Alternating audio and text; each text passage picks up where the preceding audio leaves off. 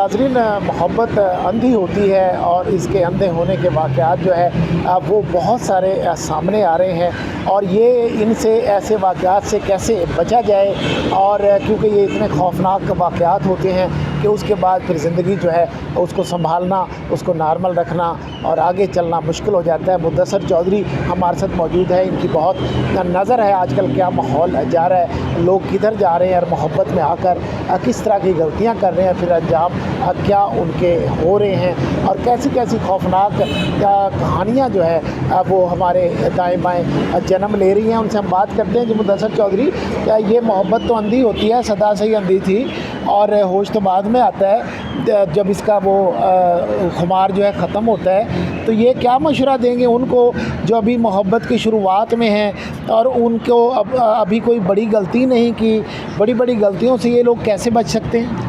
मैं ये बात शुरू करने से इससे पहले आपको एक बात बता दूं कि मोहब्बत को हमेशा पाक रखें, ताकि अगर आप लोग वो आपकी किस्मत में नहीं भी है तो आपका किरदार बेदाग रहे और आप कम से कम माशरे में और हर बंदे के सामने अपनी नज़रें उठा के चल सकें। अब आइए दूसरी बात, मोहब्बत आंधी होती है, बिल्कुल ऐसी बात नहीं है। जब आजकल इतने ज़्यादा स्कैंडल और चीज़ें, यूनिवर्सिटी, कॉलेजेस, बहुत सारी चीज़ें जो हमारे पास केसेस आती हैं चीज़ें, उसमें पहले ये होता है कि एक वक्त तक साथ चलते हैं और उसके बाद कहते हैं जनाब शादी के लिए मेरा तो भाई नहीं माना, ठीक है। यहाँ लड़की कह देती है मेरी माँ नहीं मानी। ओ बेशर्मो, उस वक्त तुम्हें शर्म नहीं आती थी जब तुम रिलेशनशिप, पहले ये बताया कि रिलेशनशिप में आने से पहले बगैर तो तुमने अपने भाई से, बाप से, माँ से पूछा था। अब तुम जो है वो ये नई बातें सुनाई जा रहे हो। ये सारा एक फ्रॉड होता है, ये सारा एक ड्रामा होता है जो बाद में ये कह देते हैं सिर्फ लस्ट पूरी करनी होती है और उसके बाद फिर ये मतलब जब होश आती है तो फिर वो कहते हो मैंने तो इससे जान छुड़वानी है। फिर जान छुड़वाने के बहुत सारे तरीके आ जाते हैं। जान छुड़वाने के ऐसे तरीके होते हैं कि कोशिश करते हैं कि दूसरे को गलत साबित करके तो जो है ना हम अपने आप को ठीक कर लें, तो ताकि हम अगले किस तरफ निकल जाएँ। जिसमें ना एहतियात, ये ख़ास एक चीज़ मैं आपको बताऊँ, बड़ी गहरी बात है समझने वाले के लिए। खरबूजा छुरी पे गिरे या छुरी खरबूजे पे गिरे, कटना खरबूजे नहीं है, मतलब नुकसान उसी का ही होना है। तो ये एक मैसेज है समझने वालों के लिए।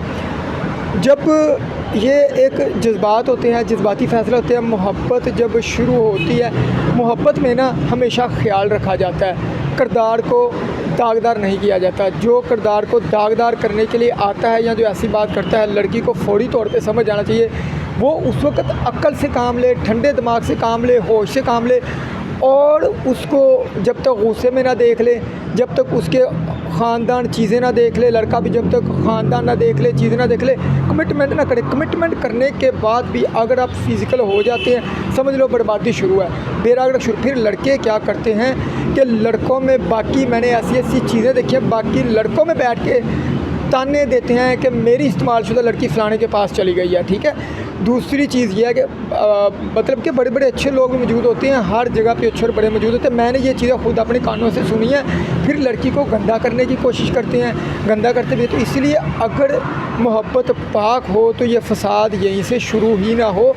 पहले चीज़ें मामला अक्ल से देख ले। मैं चलो इसके बारे में ना अच्छा ये तो वो कहते हैं कि कच्ची मिट्टी तो महकेगी, ये मिट्टी की मजबूरी होती है।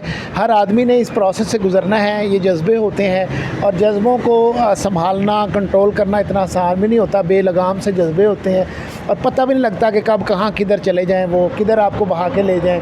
तो इसी चक्कर में लोग गलतियां करते हैं। तो आप जो है मोहब्बत में अपनी आंखें खुली रखें और रिश्ता अगर आप देख रहे हैं फ्यूचर में शादी वगैरह के लिए, तो कैसे उसको जज्बात को अपने पीछे रख के, कैसे अपने दिमाग को नॉर्मल रख के उसके बारे में सोचें। जैसे फैमिली रिश्ता तलाश करती है, लड़के को देखती है फ्यूचर के लिए कि ये सही रहेगा कि नहीं रहेगा, न्यूट्रल हो के उसके बारे में कैसे सोचा जाए ताकि गलती ना हो।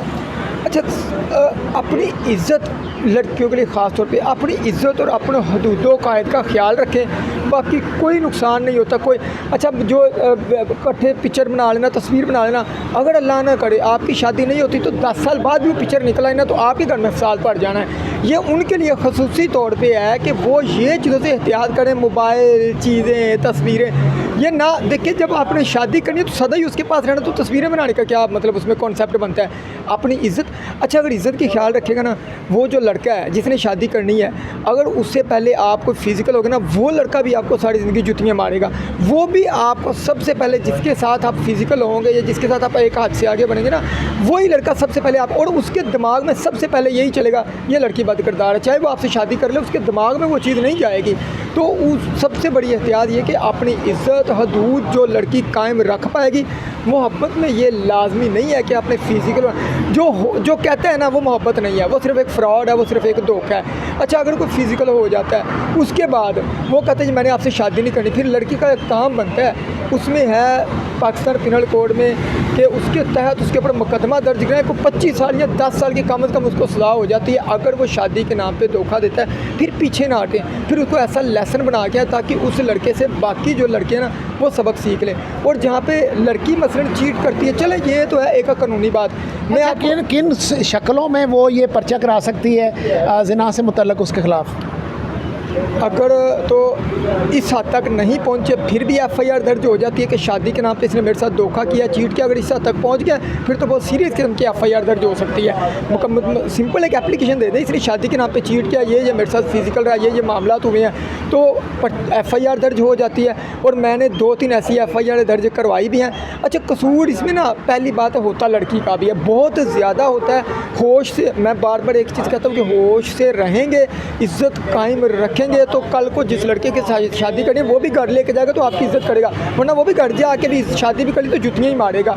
ठीक है, इज़्ज़त हदूद लाजमी कायम रखनी चाहिए, ये है कानूनी बात। अब मैं आ जाए आपको कुछ चीज़ें जो होती है, चालाकी जो होती है, जो 10 लाख का किसी फ्रॉड करके पैसे खा गए, वो आगे औलाद को खिला दी, फिर औलाद किसी न किसी शक्ल में उसके ऊपर वो गले पड़ना होता है। अब मैं आपको बताता हूँ दूसरी चीज़ें, 2 ऐसी स्टोरियाँ जो बहुत सारी हैं, 2 ऐसी स्टोरियाँ हैं जिनमें लड़कों के गले फिर ये मुसीबत पड़ जाती है।